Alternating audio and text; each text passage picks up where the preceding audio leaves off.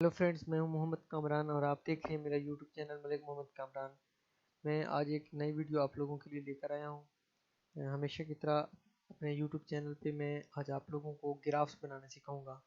एक तो आप लोगों को पता है, जब एक्सेल आप लोग यूज़ करते हैं और एक्सेल पे आप लोग ग्राफ्स बनाते हैं, वहाँ पे ज़्यादा अट्रैक्टिव ग्राफ्स नहीं बनते, कॉम्प्लिकेशंस आ जाती हैं। समटाइम स्टैंडर्ड एरर या स्टैंडर्ड डेविएशन आप लोगों ने लगाना होता है, तो वहाँ पे आप बहुत ज़्यादा कम्प्लेक्सिटी का शिकार हो जाते हैं। और जब आप उसको एक्सपोर्ट करते हैं तो समटाइम्स ऐसा होता है, वो उसकी जो एस्पेक्ट रेशो होती है वो ठीक तरह से नहीं होती, जेपीजी फॉर्म में होता है, और वो समटाइम्स पब्लिकेशन जब आप करते हैं तो वहाँ पे प्रॉब्लम करता है। तो फ्रेंड्स, आज मैं आप लोगों को एक ऐसा सॉफ्टवेयर बताने जा रहा हूँ जो इजी टू यूज़ है, ईजिली अवेलेबल है गूगल पे, और बहुत अच्छे अच्छे उससे ग्राफ बन सकते हैं। तो मैं बात करने जा रहा हूँ ग्राफ पैड की। ग्राफ पैड प्रिज्म एक ऐसा सॉफ्टवेयर है, ग्राफ पैड प्रिज्म एक ऐसा सॉफ्टवेयर है जिस पे आप लोग वीडियोस बना सकते हैं, सॉरी वीडियोस ग्राफ्स बना सकते हैं। और किस तरह से ग्राफ्स बनाते हैं, मैं आज की वीडियो में कंप्लीट ट्यूटोरियल में आप लोगों को बताऊंगा। किस तरह से आप लोग इसको डाउनलोड करते हैं और किस तरह से आप लोग इसको यूज़ करते हैं। तो फ्रेंड्स, वीडियो की तरफ चलते हैं। उसकी तरफ जाने से पहले उन तमाम लोगों से मेरी रिक्वेस्ट है जिन्होंने मेरा चैनल सब्सक्राइब नहीं किया, वो मेरा चैनल मलिक मोहम्मद कामरान को सब्सक्राइब कर लें और बेल आइकन ज़रूर दबाएं, ताकि मेरी आने वाली तमाम वीडियो उन तक पहुंच सकें। तो फ्रेंड्स, मैं अब आप लोगों को बताता हूँ कि ग्राफ पैड प्रिज्म कैसे यूज़ करते हैं। सबसे पहले आप गूगल पे जाएँ, गूगल पे जाके आप लिखें graph pad prism free download, तो वहाँ पे आप उसको फ्री डाउनलोड कर लेंगे। उसके बाद उसकी की वो मांगेगा इंस्टॉल के वक्त, तो उसकी की भी अवेलेबल है, ग्राफ पैड प्रिज्म की वो अवेलेबल है। तो मैं ओपन करता हूँ ग्राफ पैड प्रिज्म को। जब मैंने ग्राफ पैड प्रिज्म को ओपन किया तो आप देख सकते हैं कि यहाँ पे लिखा हुआ है welcome to GraphPad Prism, learn to use GraphPad Prism. यहाँ पे आप आके इसकी एक ट्यूटोरियल वीडियो देख सकते हैं कि किस तरह से आप लोग इसको इससे सीख सकते हैं। इस वीडियो को देख के सीख सकते हैं, लेकिन ये थोड़ी कॉम्प्लिकेटेड चीज़ें बताते हैं। मैं आज की इस वीडियो में उसको बहुत ही आसान करके बताऊँगा। इसके अलावा ओपन अ फाइल में ऑलरेडी अगर कोई फाइल है आपने ग्राफ पैड प्रिज्म के फॉर्मेट में सेव की हुई है, तो आप उसको वो कर सकते हैं। New table graph, x y graph, इसकी देखें डिफरेंट टाइप्स दी हुई हैं। टेबल ग्राफ, नो ग्राफ, ठीक है, ये है एक्स वाई ग्राफ। इसके अलावा कॉलम ग्राफ है, कॉलम ग्राफ की भी डिफरेंट टाइप दी हुई हैं। उसमें start and empty data table, use empty data, हमने start with an empty data table करेंगे। चूज़ अ ग्राफ में आप ये देख सकते हैं 1 2 3 4 5 6 7 8 9 10 11 12 डिफरेंट कैटेगरीज की ग्राफ्स हैं जो दिए हुए हैं। और प्लॉट है जी, standard mean with standard error, standard deviation, mean with 95% confident interval, mean with range, geometric mean with 95% confident interval, median median with range. तो आप पे डिपेंड करता है, मोस्टली हम मीन विद स्टैंडर्ड डेविएशन या मीन विद स्टैंडर्ड एरर के तहत graph बनाते हैं। इसके अलावा ग्रुप डाटा का भी हम ग्राफ बना सकते हैं।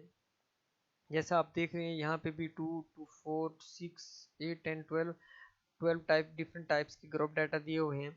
और यहाँ पे आप लोगों ने सिलेक्ट करना होता है इंट्रा प्लॉट वाई या इंट्रा रेप्लिकेट वैल्यू, कितनी रेप्लिकेट है, ट्रिप्लिकेट है या रेप्लिकेट है, या intra plot error value already calculated anywhere.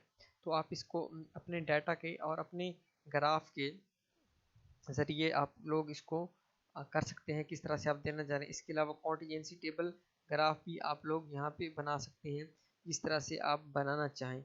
इसके अलावा सर्वाइवल के समटाइम्स सपोज आपने एक चैलेंज टेस्ट लगाया है और आप देखना चाह रहे हैं एक स्पेसिफिक टाइम पीरियड में जो ऑर्गेनिज्म था, फॉर एग्जांपल फिशेस थी, उनकी डेथ कितनी हुई।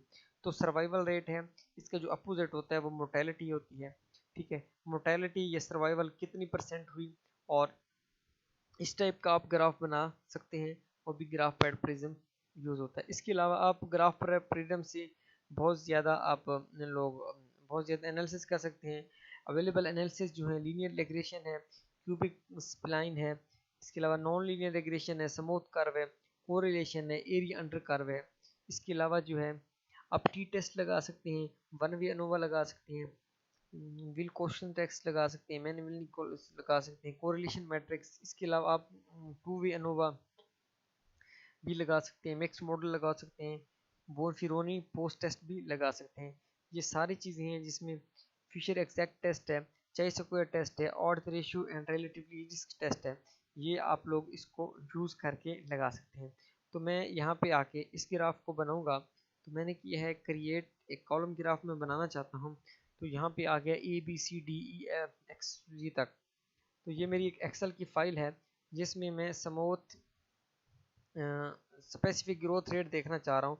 तो जब एक्सेल होता है, एक्सेल में अमूमन हम जब ग्राफ बनाते हैं तो हम लोगों को स्टैंडर्ड एरर मीन निकालना पड़ता है और एवरेज और से हम लोग ग्राफ इंसर्ट करते हैं और फिर उसके अलावा स्टैंडर्ड एरर मीन उसको स्पेसिफाई करना पड़ता है।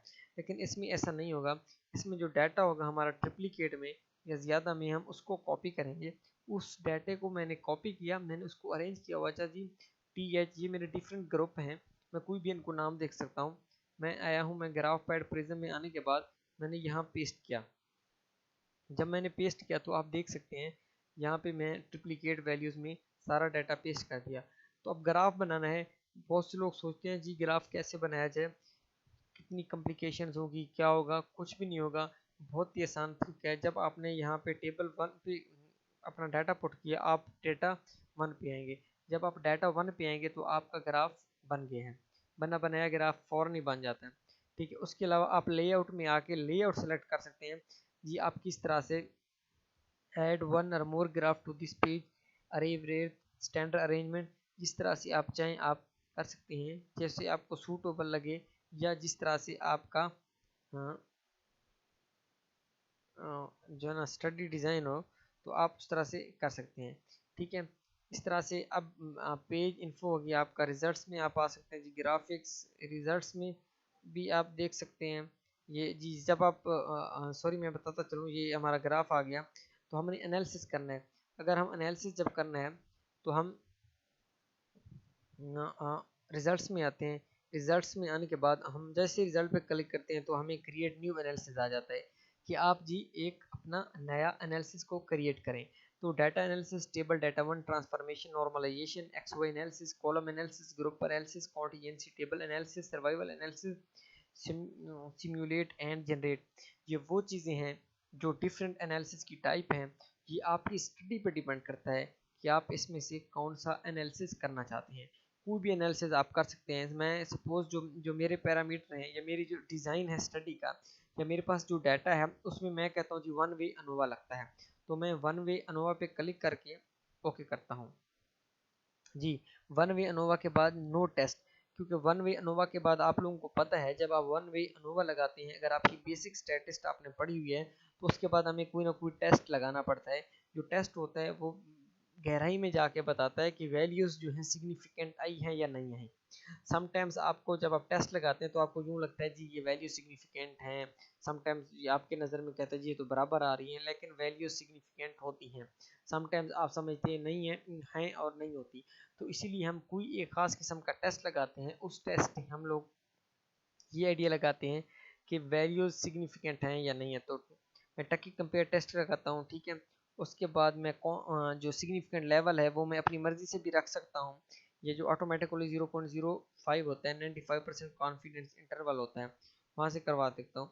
और मैं इसके बाद यहाँ ओके के बटन पे क्लिक करता हूँ। जब मैं ओके पे बटन पे क्लिक करता हूँ तो आप देख लें total analyze data 1 way analysis, P value जी इतनी है, ये पी वैल्यू समरी ये है। Are mean significant, number of group 5 थे, एफ की वैल्यू ये है, आर स्क्वायर ये है। आर स्क्वायर की वैल्यू का आपको पता है 1 के करीब करीब हो।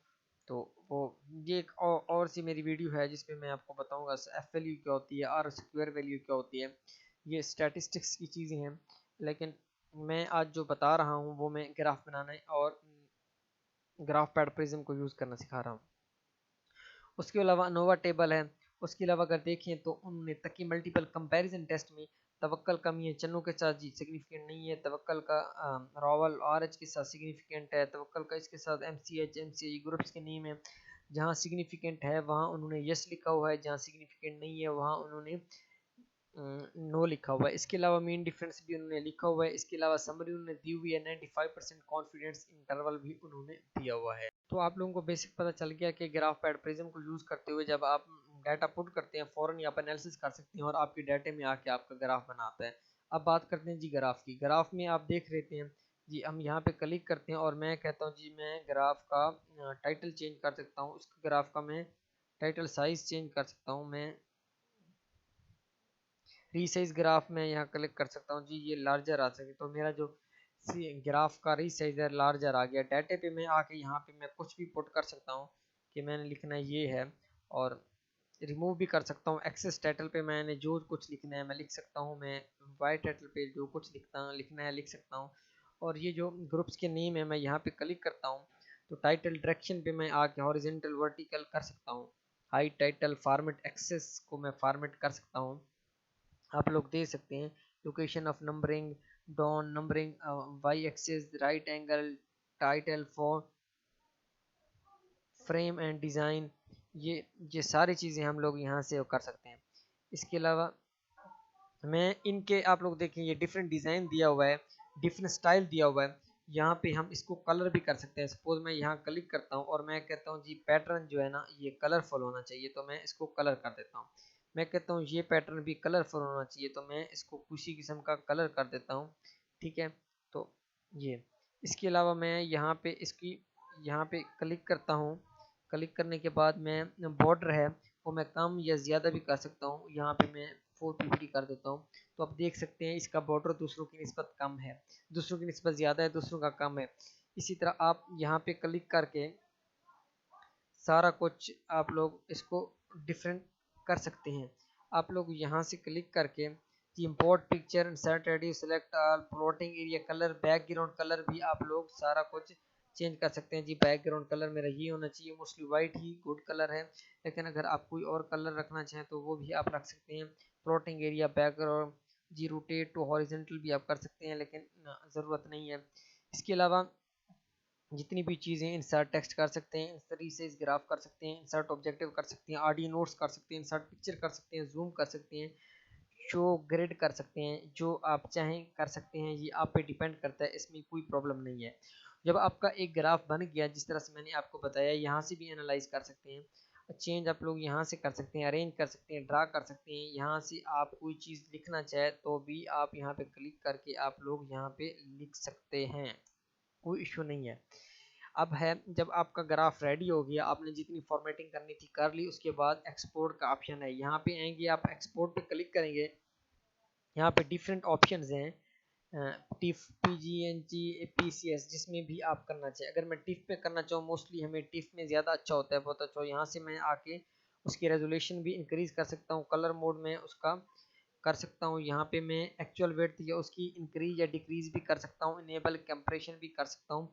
ठीक है, मैं जो चाहूँ मैं कर सकता हूँ, क्योंकि ये इजी टू यूज़ है और हम पे डिपेंड करता है। उसके बाद मैंने जगह जी, मैं इसको यहाँ पे डेस्कटॉप पे बनाना चाहता हूँ। डेस्कटॉप मैंने सेलेक्ट किया, मैंने ओके किया। उसके बाद मैं जैसे ही ओके करता हूँ तो ये इसको एक्सपोर्ट कर देता है। एक्सपोर्ट करने में थोड़ी देर इसलिए लगाता है क्योंकि हमने हाई रेजोल्यूशन फॉर्म में इसको सेव करने की कोशिश की है। ओके हो गया जी। मैं डेस्कटॉप पे आता हूँ। डेस्कटॉप पे ये ग्राफ बना हुआ है, तो मैं, आप लोग देख सकते हैं कि बहुत हाई रेजोल्यूशन में ये ग्राफ बना हुआ है। ठीक है फ्रेंड्स, तो उम्मीद है आप लोगों को समझ आ गई होगी किस तरह से हम लोग ग्राफ बना सकते हैं मैक्रो पैड प्रिज्म को यूज़ करके। ये बहुत इजी है, एनालिसिस भी कर सकते हैं और ग्राफ्स भी बना सकते हैं। जिस टाइप का ग्राफ आप बनाना चाहें और उसको अपनी मर्ज़ी से मॉडिफाई कर सकते हैं। तो फ्रेंड, जिन लोगों ने मेरा चैनल अभी तक सब्सक्राइब नहीं किया वो चैनल ज़रूर सब्सक्राइब करें और बेल आइकन पर ज़रूर दबाएं। उम्मीद करता हूँ मेरी ये वीडियो आपको अच्छी लगी होगी। नेक्स्ट वीडियो के साथ फिर मुलाकात होगी। अल्लाह हाफिज़।